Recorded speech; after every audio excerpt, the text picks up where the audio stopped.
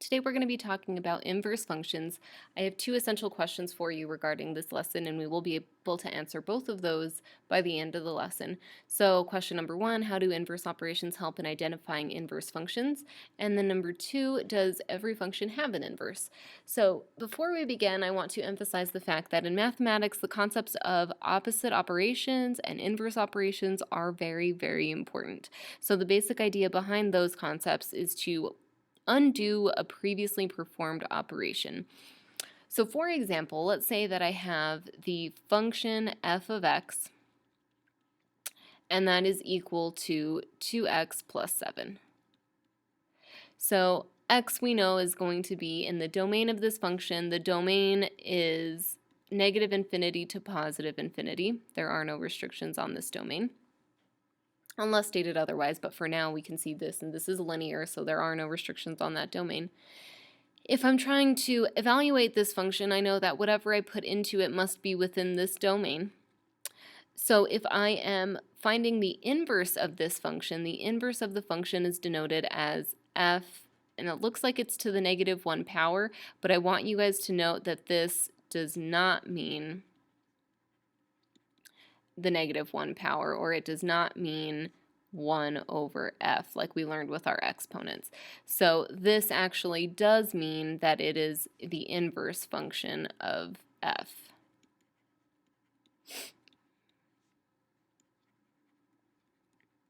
If you were to have a g, for example, a function g, then it would be g with a negative 1 up there.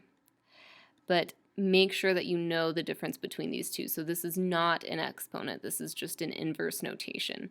So if we're talking about this, basically I want to find a function that will undo the stuff that I was doing in f of x. Recall that in f of x we follow an order of operations, which we've learned as PEMDAS, right? So PEMDAS, I want to reinforce this just because there are some people that are still forgetting it, and it's really, really important. The way that I write it, though, might be a little bit different than the way that you learned it back in Algebra 1. So this stands for parentheses.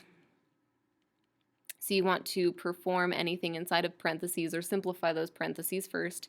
E for exponents. The common misconception is that you have to multiply before you divide. Not necessarily the case. So multiplication and division go in the same step. However, you have to perform the operations in terms of what you see from left to right. So just like you would read in English, right? You read from left to right. So you would perform these multiplication and division operations as you see them in order from left to right. Same thing with addition and subtraction. So you'd want to perform them as you see them from left to right. So we know that these order of operations we follow those order of operations when we're solving a function like this. When you're trying to find an inverse of a function, though, the way that I remember it is you do the opposite order of operations. So for an inverse function, we would start by adding or subtracting and then doing multiplication and division, exponents, and then parentheses. And it'll make sense once we perform the inverse or find the inverse of this function. So for this one, if I'm finding the inverse, what I'd want to do is subtract 7 from my function. So I'm going to say that my function now is x, and I'm going to subtract 7 from it. To get rid of this 2, I would have to either divide by 2 or multiply by 1/2. So that's what I'm going to do here. Notice that I did the subtraction before I did the division. This is actually what my inverse function is going to be. And this one's simple because of the fact that it started linear. Linear is usually the simplest way, or the simplest types of functions that we deal with. So this is the inverse function of f. So if I were to evaluate this, the way that inverses work is that if you evaluate, or if you compose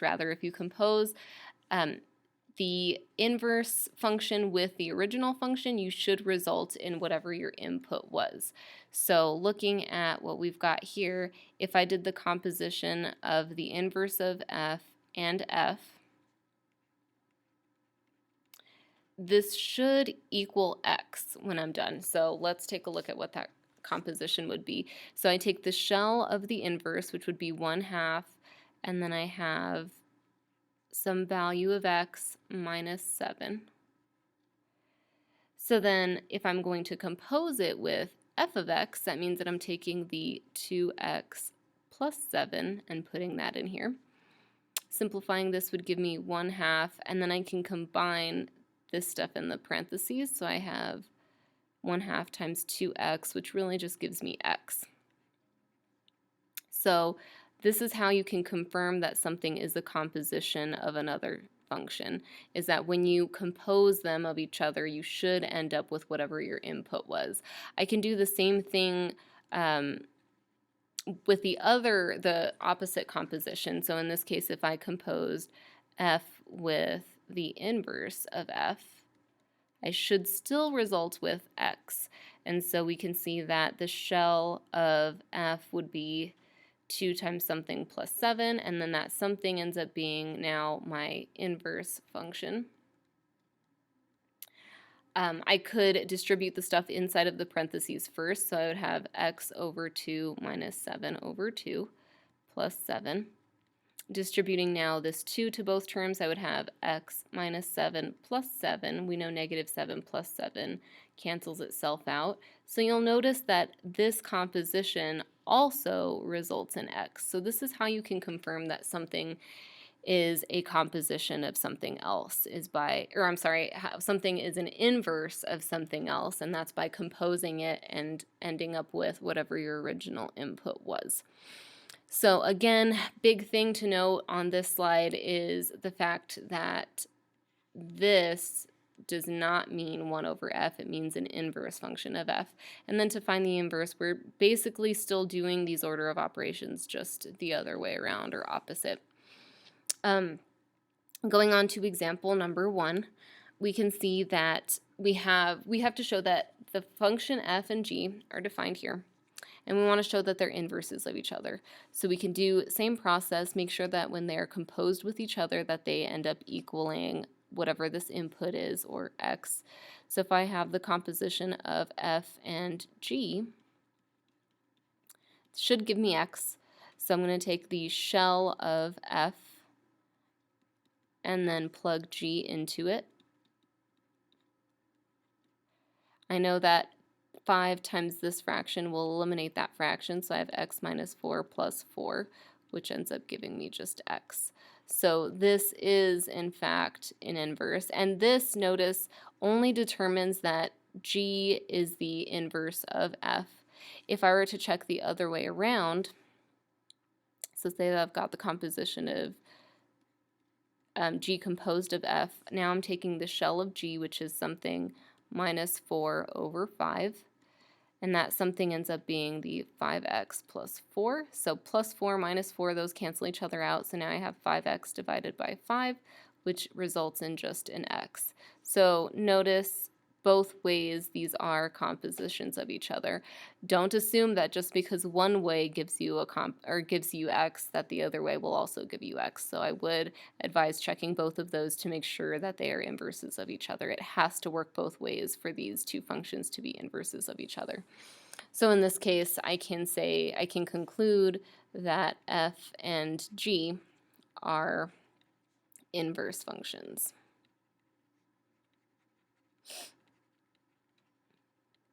So going on to example number 2, we're going to start talking about graphs of inverse relations. So suppose that you have a point or a coordinate x, y on the graph of a function. Then you know that yx is a point on its inverse. So that would be something that's pretty important to highlight.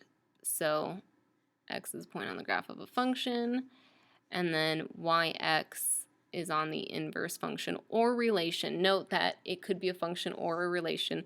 The difference between that is a function would pass a vertical line test and a relation does not.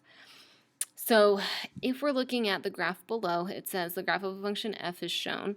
Graph the inverse and describe the relationship between the function and its inverse. So 0, 0, if I were to swap those coordinates around, I would still have 0, 0. So that function, or that point rather, is consistent in both of those functions and inverses. If I looked at, I'm going to start with the left-hand side. So if I start with negative 1, 1, by swapping those, I would have 1, negative 1. So 1 and then negative 1. So I've done this and this. If I'm swapping these two, I would have 4, negative 2. So 4, negative 2 is down here. This one would give me 9, negative 3. So 9 and then negative 3. So I've got these points so far. Going forward, I do want you guys to graph as many points as possible if I ever ask you to graph anything, just so that we have a more accurate graph. Looking at this 1, 1, swapping it would still give me 1, 1. 2, 4 would now become 4, 2. So we've graphed those two now. 3, 9 would become 9, 3. And then I can start to graph that. It's kind of hard with this digital pen here. So this would end up being the inverse of our original function f. Notice that this, if I were to draw a vertical line, does not pass the vertical line test. Therefore, this is not a function, but it is a relation. So it is an inverse relation to my function f. So pretty simple as far as graphing. You're just swapping the x and the y values to get the inverse. Going on to the next part of this example, you can identify the relationship between them, because remember it said to graph it and then identify the relationship, by graphing both of them on the same coordinate plane. So you'll notice this was my original function f, and then this was the function that we ended up graphing. This blue line here is actually the graph of, and we'll call it g of x just for the sake. G of x is equal to x. So it goes up 1 over 1, up 1 over 1. So this has a slope of 1. The reason that this is important is because you can see, if you recall in geometry, that the original function and the inverse are actually a reflection of each other, and they are reflected about the line y equals x. So that would be something important to know. Note right underneath that we can confirm this observation by identifying the slope of the line that passes through a point in f and its corresponding in the inverse of f. So if I go back to this, let's pick a couple points. Let's say we picked 2, 4. So that would mean that the point 2, 4 corresponds to the point 4, 2 on the inverse. If I were to find the slope of that, remember that our slope equation is y2 minus y1 over x2 minus x1. So I could take this 2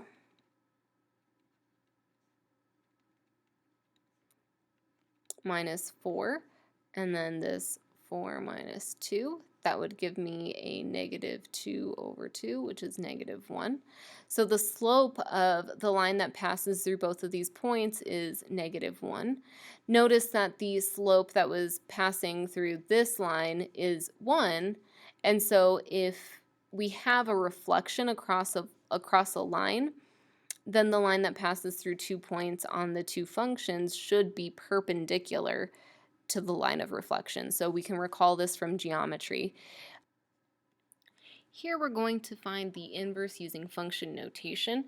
So we've already been able to identify whether or not two functions are inverses of each other. We've also been able to identify what the inverses look like graphically or visually. Now we're going to use function notation, which we're getting more into this year. So the procedure for finding an equation for a given inverse function f is listed here. So first you have to determine if it's a one-to-one function. That can be found here. So one-to-one just means that if you were to draw a horizontal line, it shouldn't intersect the graph of f more than once. So you want to confirm that first. Then you can replace all the x's and the y's, and then you can solve for y. The resulting function is going to be the inverse function. So if we're looking at this example, we have s of x is equal to x cubed plus 3. We want to find the inverse function if it exists. Notice that cubic functions, if you recall, have almost like an S shape. I don't know, I kind of think of it as an S shape. This, recalling transformations and functions, tells me that it's almost like a parent function, except for the fact that it's moved up 3 units.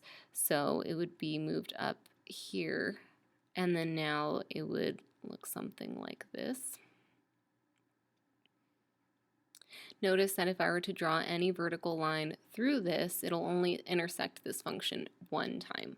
So this is a one-to-one function. So now that I've identified that, I can go through and follow the rest of the steps to solve this function. So, or find the inverse rather.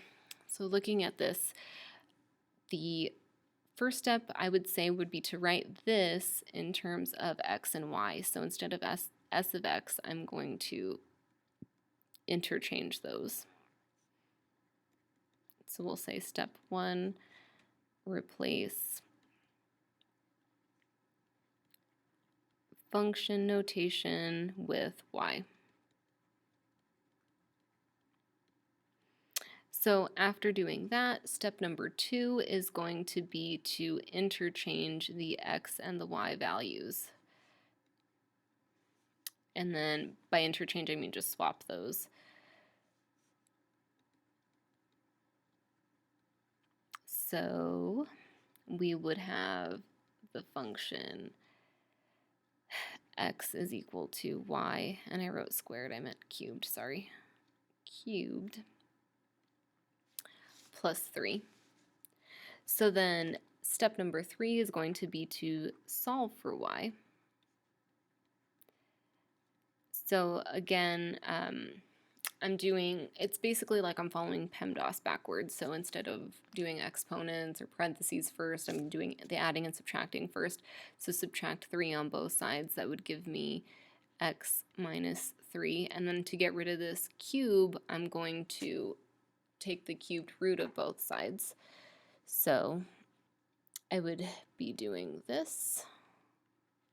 So y would equal the cubed root of x minus 3. So this would be the inverse function.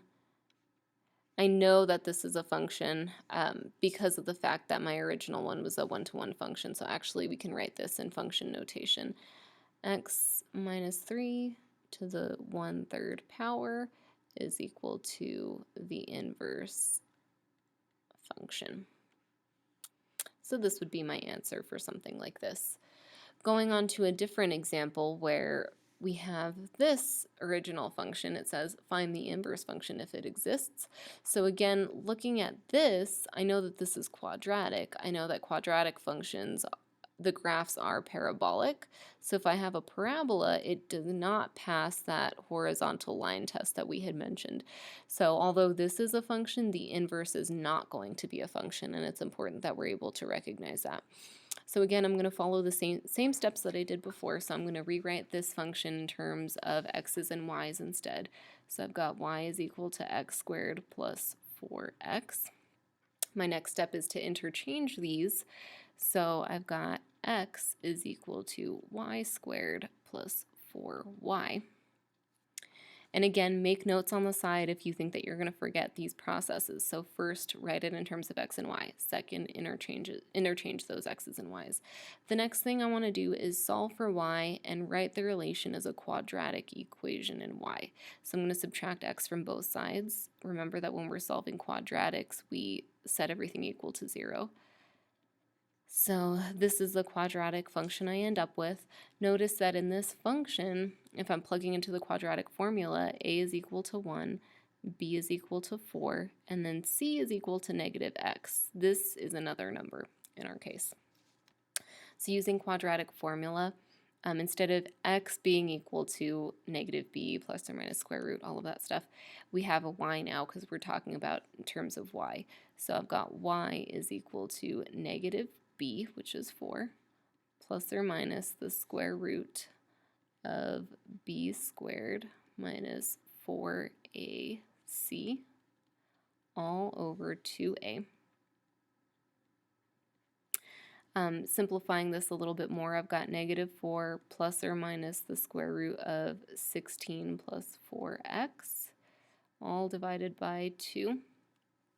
One thing that I really, really want to emphasize is that when you have a plus sign in between these two terms, or if you have two different terms inside of your radical, you cannot take the square root of this term and this term individually.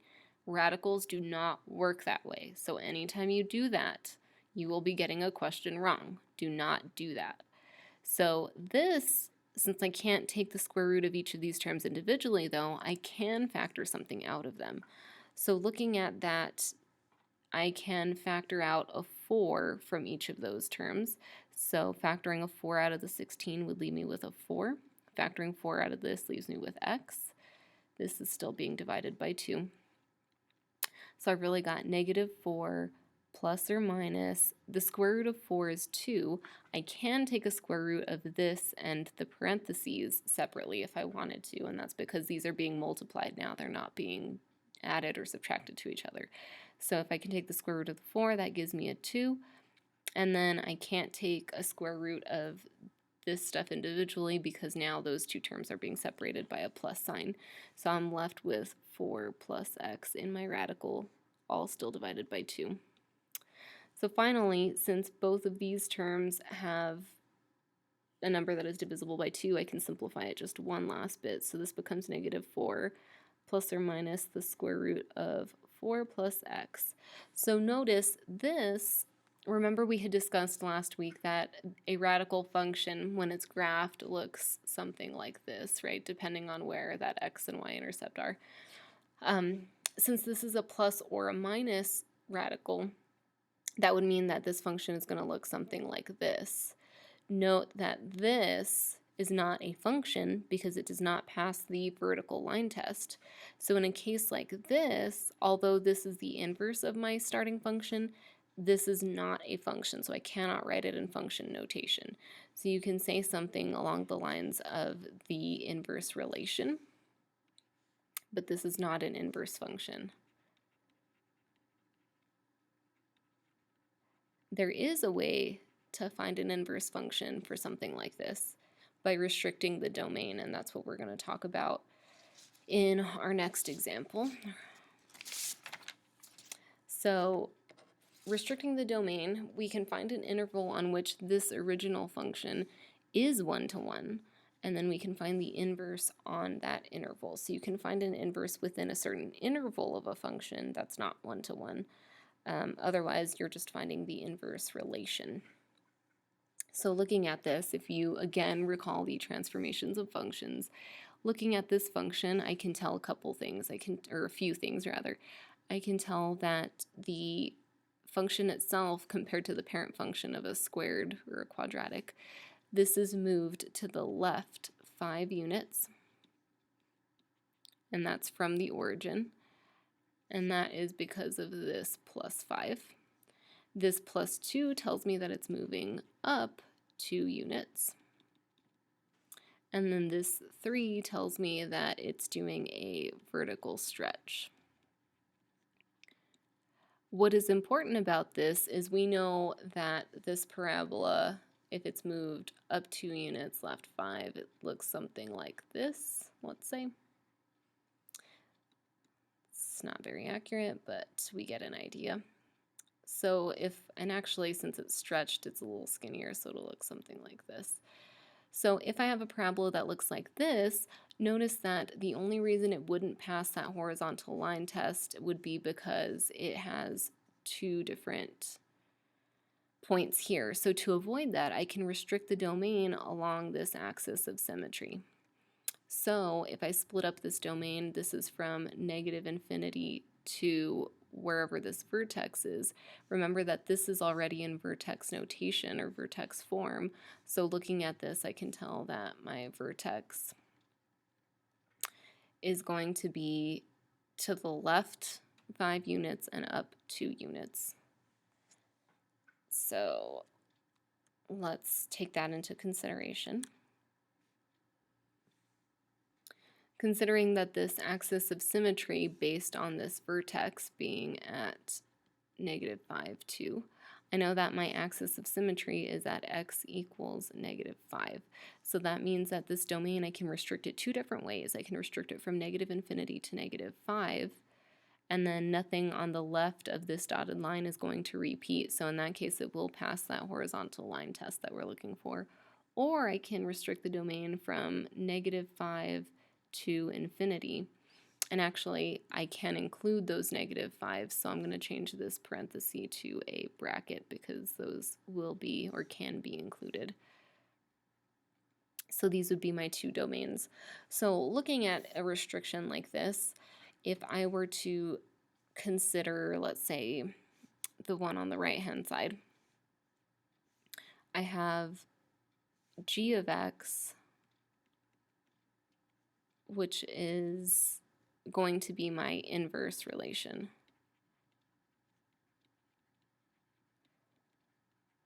So to find that, I'm going to start by taking my original function, swapping the values of x and y, doing all the stuff that we know. So I'm going to say that y is equal to 3 times x plus 5 squared plus 2. I'm going to swap those values, so I have this new function. So again, PEMDAS backwards would be I'm adding or subtracting things first. So subtracting 2 on both sides would give me this. Then I do multiplying and dividing. So divide both sides by 3 would give me this. Exponents comes next, so that means I'm going to take the square root of both sides to get rid of this square. So I'm taking the square root of x minus 2 over 3, and that's going to give me y plus 5. Now I can account for the stuff that was inside of those parentheses by subtracting 5 on both sides. So the square root of x minus 2 over 3 minus 5 is equal to y. So remember that a square root, technically I said that when we take the square root of both sides, we can do the plus or minus. In this case, I'm not adding the plus or minus because of the fact that I restricted my domain earlier. So this would be my function, g of x, if I was restricting my domain from -5 to infinity. So I'm going to write this function g of x such that x is contained in the domain of -5 to infinity.